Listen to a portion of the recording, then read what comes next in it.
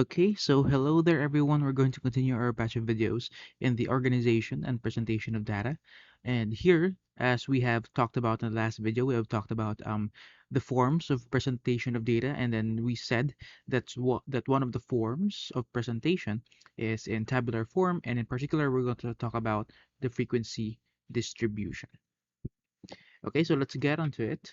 So what is this frequency distribution? So this shows the data arranged into different classes and the number of cases which the data folds, okay, into each class. So we're going to give some parts, the important parts of a frequency distribution table. Number one, the most important part is the class limits, or some call it the class intervals, or simply the intervals. So these are the groupings or categories defined by the lower and upper limits. So I'll give you an example. So this is one example of a class limits. As you can see, it looks like an interval. We call this our lower limits, and we call this our upper limits. Okay, so in this case, in this class in particular, we call 16 as our lower limit and 20 to be our upper limit, and then so on. So 21 is the lower limit here in this class, the second class, and 25 is the upper limit, and so on. Okay, I hope you understood that.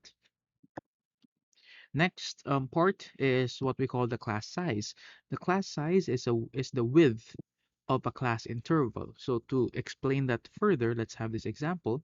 So from 16 to 20, the first class to the second class and the third class, we can see that the difference from 21 to 16 is 5, right? And we can see the difference from 26 to 21 is also 5. Likewise, from 25 to 20 is 5, and from 30 to 25 is also 5. Hence, we call our class size to be 5. Okay, so 5 is our class size in this given example here. Okay, we count it, or we find the difference from one lower limit to the up to the next lower limit. Okay, so we do not compute the class size from one class. Okay, it should be from one class after the other. Next, the third part is what we call the class boundaries. In some books, they call it the real or the exact class limits, because these intervals of numbers are used to separate the class, but without the gaps created by the class limits. The class limits have some, or some intervals have this limitations wherein it doesn't really show. It has some gaps in the class limits. So the class boundaries delete those gaps and then closes in such a way that it will be continuous in a continuous flow. So the number to be added or subtracted is half the difference between the upper limit of one class and the lower limit of the preceding class. So to give you an example, let's try to look at this. So these are the class intervals, these are the class boundaries. So imagine in our class intervals, we have the 16 to 20, and then we have 21 to 25. What if you have an example which has a number of 20.3? Where will you want to put that? There's no 20.3 here. So the answer is that is you can see it in the class boundaries. So 20.3 is going to be found here. So meaning it's going to be part of this class. Okay, so that's the virtue way we put it. Anyways, how did we get the class boundaries? We minus zero point 0.5 in each of the lower limit to make it as simply as possible, and then we're going to add zero point 0.5 to each upper limit. So again, to each lower limit, we're going to deduct zero point 0.5. To each upper limit, we're going to add zero point 0.5. So 16 minus zero point 0.5 is 15.5. 20 plus zero point 0.5 is 20.5. 21 minus zero point 0.5 is 20.5. 25 plus zero point 0.5 is 25.5. 26 minus zero point 0.5 is 25.5. And 30 plus zero point 0.5 is 30.5. Hopefully you got it. You understood it there. As you can see here, there's no gap because we have 15.5 to 20.5, and then for the next class we have, or the next boundary we have 20.5, and then there's no gaps there. Yeah, compared to here we have 20 and then 21, so there's a gap which is one step. So the class boundaries delete those gaps. Okay, now let's have the next one. I think we're gonna need some calculators here. So I'm going to ready my calculator already. Okay. Now, um, these are what we call the class marks. So the class marks are the midpoints of the classes. Again, the class marks are the midpoints of the classes. How can they be formed, sir? They can be formed by adding the lower and the upper limit of one particular class and then divide it by 2. Again, we're going to add the upper and the lower limit of one class and then divide it by 2. Okay, so let me give you some examples on how this works. So for instance, we have the class intervals and we're going to solve for the class marks. It's already given, so let's just check it. How do we get 18? So we have 16 for this class interval. So we have 16. We're going to add that to 20, and then we're going to divide the sum by 2. Sorry for that. So getting my calculator, we have 16 plus 20 is 36. 36 divided by 2 is going to give us 18. How do we get this 23? So we have 21 plus 25 divided by 2. So 21 plus 25 is going to give us 46 divided by 2. We have 23. Okay, so basically that is how it happens. And then you can also do the check. 26 plus 30 is going to give us 56 divided by 2. So the answer is 28. So that's how we get the class marks. Okay. Now next part, also an important one, or rather, we're done with the parts. Sorry. Okay, so we're going to go into and dive into. This is the one which is the highlight of this video. We're going to dive into the construction of a frequency distribution table, and then we're going to stick with one example here, and let's have it one by one. Okay, so there will be how many steps here in this video? There are 8 steps. That is, we're going to unearth um um 8 parts. Okay, we're going to make use of the parts that we have talked about a while ago, and then let's get into it. So what are the steps? So first step, we need to compute for the range. The range is simply equal to the highest score minus the lowest score of any given data set. So let's take a look into this as our example. Okay, and here what we are going to do is we're going to find the highest score and the lowest score. So maybe you need to have some time to find the highest score and the lowest score. You may pause the video for that and then also get the range.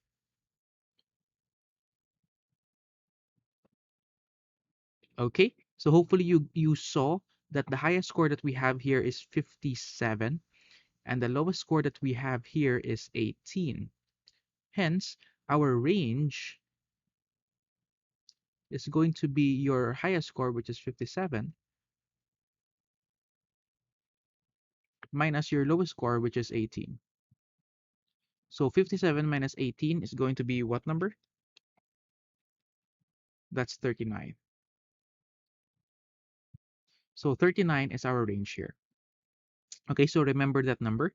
In the next step, what we are going to do is that we are going to decide on the number of class intervals. We call that K. So I believe we will need a calculator here.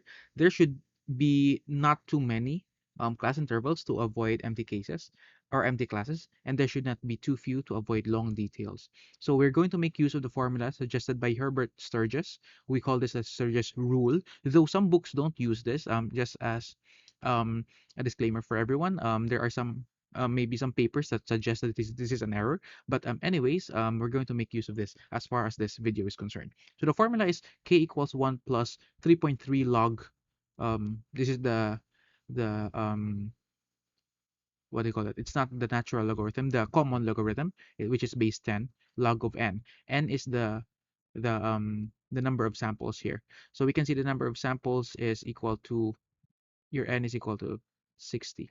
So in order for you to use the Sturgis rule in determining the k, which is your class interval, so we're going to make use of this formula. So k, let's solve it here, is equal to 1 plus 3.3 log 60, since n is equal to 60.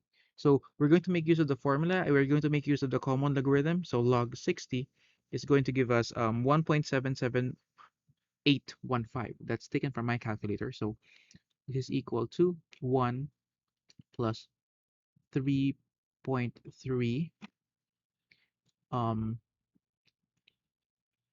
sorry, this shouldn't be log. The answer is multiply that by 1.77815. Okay, so let's have that.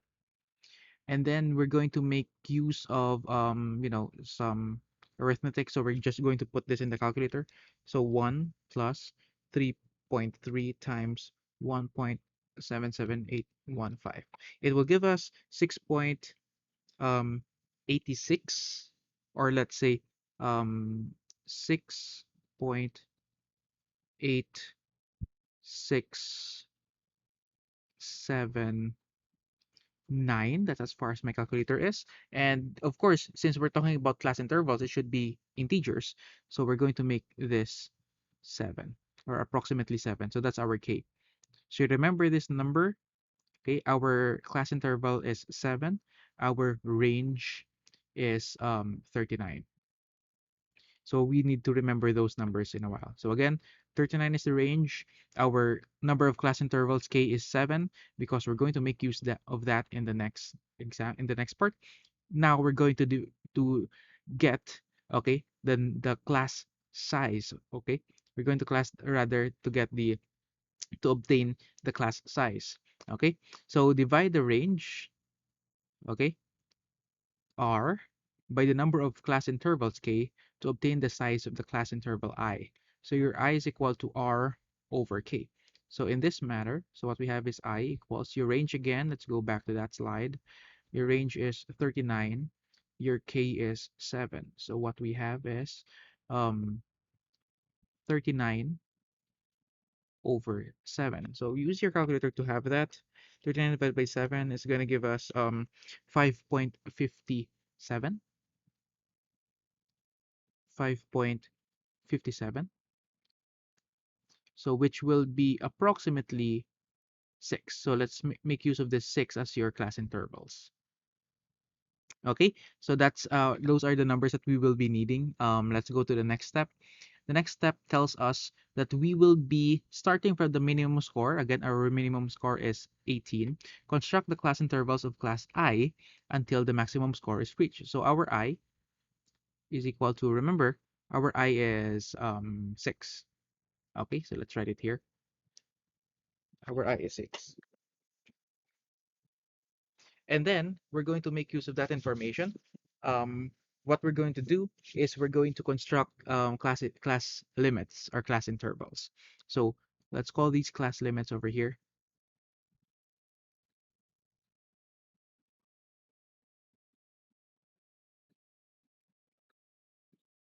And then let's start with 18. We're going to add one class interval there. So 18 plus 6 is going to give us 24. 24 plus 6 is going to give us 30. 30 plus 6 is going to give us 36. 36 plus 6 is going to give us 42. And then 42 plus 40, rather 42 plus 6 is 48. Sorry, that's a 2. And 48 plus 6 is going to give us 54. Okay, our highest score is 57 again. So let's put up the upper limits. How do we do that? So just deduct 1 from this next class lower limit. So we're going to have 23 here. Okay, deduct 1 from 30, that's going to give us 29. Deduct 1 from 36, that's going to give us 35. Deduct 1 from 42, that's going to give us 41. Deduct 1 from 48, that's going to give us 47. Deduct 1 from 54, that's going to give us 53. And actually these can be taken from by adding 6. So 23 plus 6 is 29. 29 plus 6 is 34. 35, rather 35, sorry, not 34, 35. 35 plus 6 is 41. 41 plus 6 is 47. 47 plus 6 is 53. 53 plus 6 is 59. So there you go. These are our class limits. Okay, so those are our class limits. Now, this leads us to our next step, which is already step number 5. The class limits are already written here in a nice format. Now, not in a messy penmanship. So set up the class boundaries. So how do we set up the class boundaries again? I would want to highlight that for us to set up the class boundaries, we need to deduct zero point 0.5 for every lower limit and add zero point 0.5 to every upper limit. So this will give us 18 minus zero point 0.5 is 17.5, 17.5. And then 23 plus zero point 0.5 is going to give us 23.5. 24 minus zero point 0.5 is going to give us 23.5. 29 plus zero point 0.5 is going to give us 29.5. Actually, your upper limit here will be the next lower limit actually. Okay, since 30 minus zero point 0.5 is 29.5. Now, what we're going to do is we're going to add zero point 0.5 to 35, so that's going to give us 35.5. That's going to be the next lower limit in the next interval. Add zero point 0.5 to 41, that's going to give us 41.5. And then copy this off to the next class boundary. So 47 plus zero point 0.5 is going to give us 47.5.